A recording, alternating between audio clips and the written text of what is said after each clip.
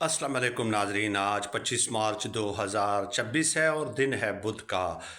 जो जंग आज तक हुई है ईरान, अमेरिका और इसराइल के दरमियान, बल्कि अगर मैं यूँ कहूँ कि ईरान और अमेरिका के दरमियान, तो उसमें डोनाल्ड ट्रंप जो हैं अब खुद को धोखा देने लग गए हैं।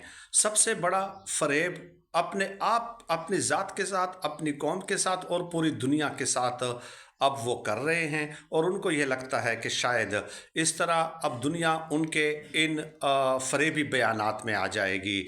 और इससे ये ज़ाहिर होता है कि डोनाल्ड ट्रंप ने अमलन शिकस्त तस्लीम कर ली है। बयानात कुछ दिए हैं, वो मैं आपको बता देता हूँ, वो आप खुद सुन लीजिए।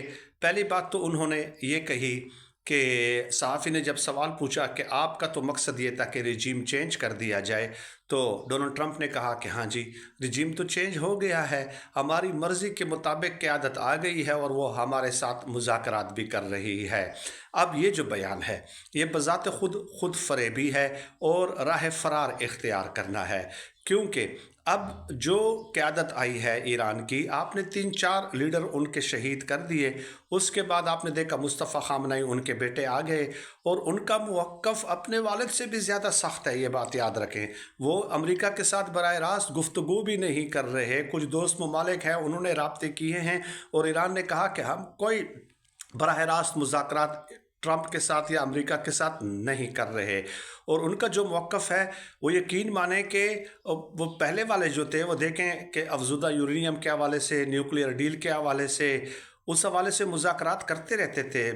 IAEA को भी वो इजाज़त देते रहते थे, लेकिन ये लोग तो नहीं कर रहे। तो ये एक बात कि डोनाल्ड ट्रंप का ये कहना कि रिजीम चेंज हो गया है, यानी अब उनको पता चल गया कि ईरानी अवाम अपनी क़यादत के ख़िलाफ़ नहीं उठ रही, कोई बगावत नहीं हुई, ना उनकी फ़ौज में, ना उनकी एजेंसियों में, ना उनकी पॉलिटिकल लीडरशिप में कोई बगावत नहीं हुई। तो बस अब बयान दाग दिया कि जी हमारी मर्ज़ी के मुताबिक क़यादत आई है। अगर आपकी मर्ज़ी के मुताबिक आई है, तो फिर आपने 48 घंटे का अल्टीमेटम क्यों दिया था, और फिर आप क्यों उस 48 घंटे के अल्टीमेटम से जो है वो राह फ़रार इख्तियार करके 5 दिनों की आपने मोहलत दे दी थी? 5 दिन की मोहलत आपने क्यों दी?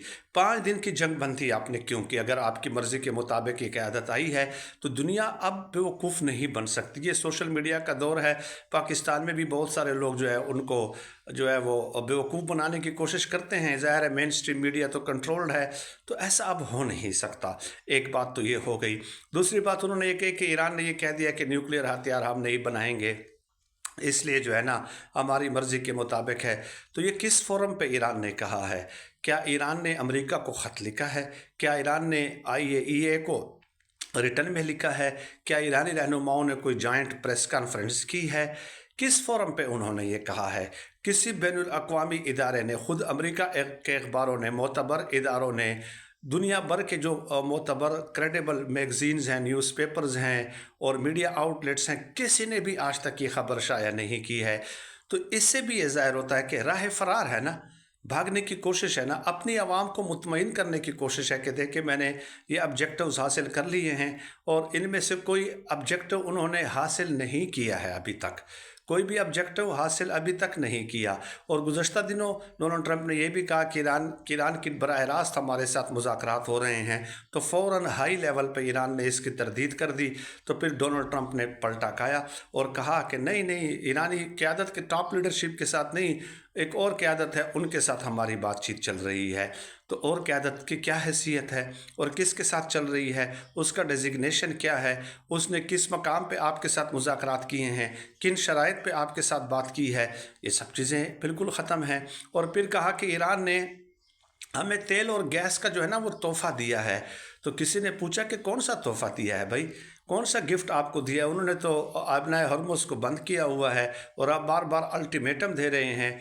तो उन्होंने कहा कि नहीं, अफज़ुदा यूरेनियम के हवाले से मैं बात कर रहा हूँ। तो फिर सहाफ़ी ने पूछा कि क्या अफज़ुदा यूरेनियम उन्होंने आपके हवाले कर दी? तो डोनाल्ड ट्रंप कहते हैं कि नहीं, मैं तेल और गैस की बात कर रहा हूँ।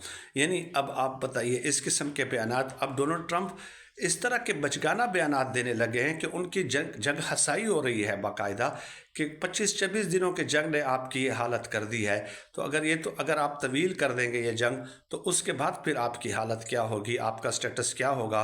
तो जितना गरूर था उनका, उस सब गरूर को जो है ईरान ने मलिया मेट कर दिया है। और अब फिर वो ये इल्ज़ामात लगा रहे हैं कि कौन उनको सपोर्ट कर रहा है। भाई ये तो हर एक अपने मफादात की जंग लड़ता है ना भाई।